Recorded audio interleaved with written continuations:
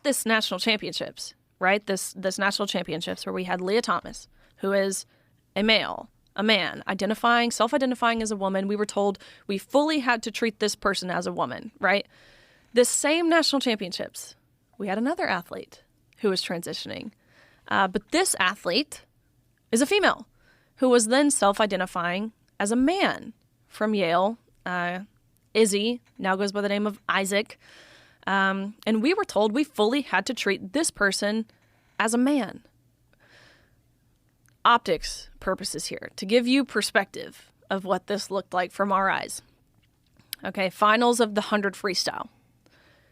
Top 8 women in the entire nation. Air quotes women. Air quotes women. Yeah, for those that don't have video, air quotes women. Top 8 women in the entire country. And you've got a 6'4" man in a women's swimsuit with a bulge next to a woman wearing only a Speedo with nothing covering her top. Your reaction was my reaction, because I'm sitting there watching this. I'm thinking to myself, it's me. I'm the crazy one. It must be. This is the freaking Twilight Zone.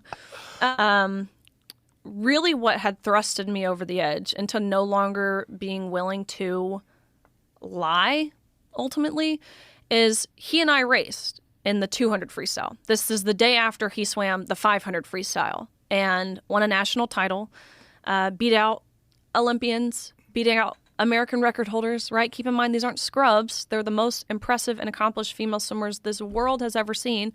And again, he beat them all by body lengths. 1 second might not sound like a lot of time, but in the sport of swimming, again, measured down to the 100th of a second, 1 second is significant. He beat the entire nation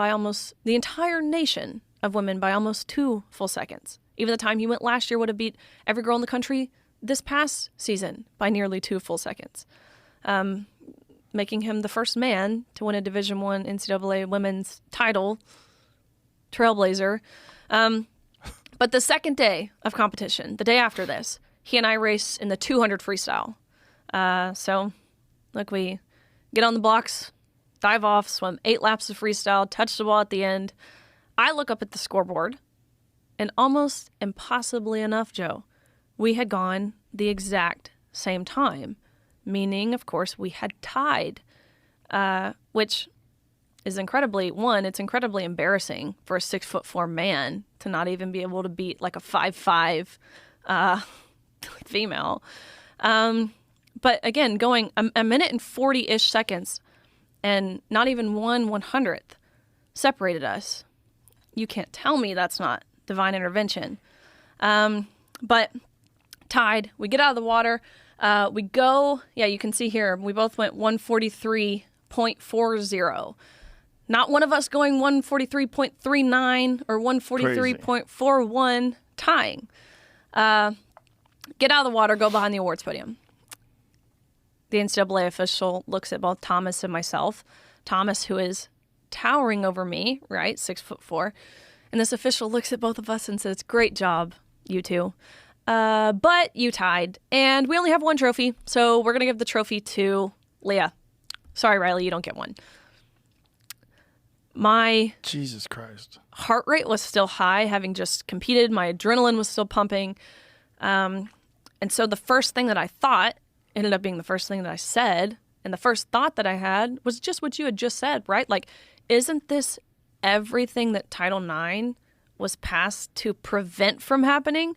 What do you mean you're going to give the trophy to the man in the women's 200 freestyle?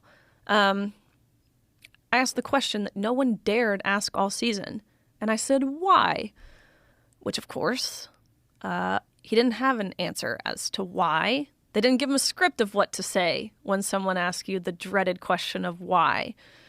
And so his first excuse he came up with, he's stumbling on his words, and he's, we're actually just doing this in chronological order, he said. And so I said, okay, do you mean alphabetical? Because G comes before T. Otherwise, I literally have no idea what you're being chronological about, right? We tied. So again, what's your rationale here?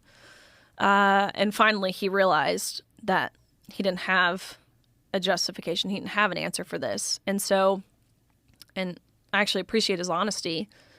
This is when his face changed.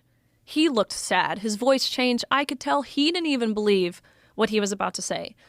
But this official looked at me and said, "Riley, I am so sorry, but we have been advised as an organization that when photos are being taken, it's crucial that the trophy's in Leah's hands. Again, you can pose with this one, but you have to give yours back. Leah takes the trophy home. You go home empty-handed, end of story. We can eventually mail you one." Oh my God. Is what they said. So it was like that moment when I felt guilty at that point. I felt guilty for participating in the farce. I felt guilty for even getting in the water at this point. And so it kind of hit me. I won't say I was necessarily cowering, because I didn't feel like that to me. I wasn't necessarily scared to approach the topic. I just thought someone else would.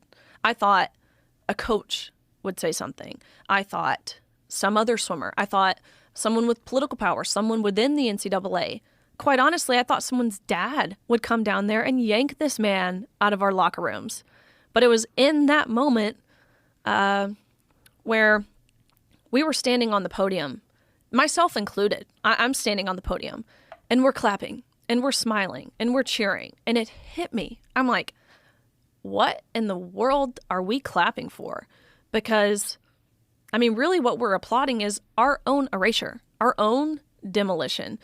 And so it was right then and there that, again, like a slap across the face, I was like, how in the world can we as women, as female athletes, expect someone to stand up for us if we aren't even willing to stand up for us? Like, this has to come from us. So again, I knew all season the unfair competition was wrong. I knew all season that the locker room aspect was wrong. I knew that the silencing that we were facing from our universities, I knew all of that was wrong. We all did. But it wasn't until this official reduced everything that we had worked our entire lives for down to a photo op to validate the feelings and the identity of a man at the expense of our own. That's really when I decided that I couldn't continue being silent.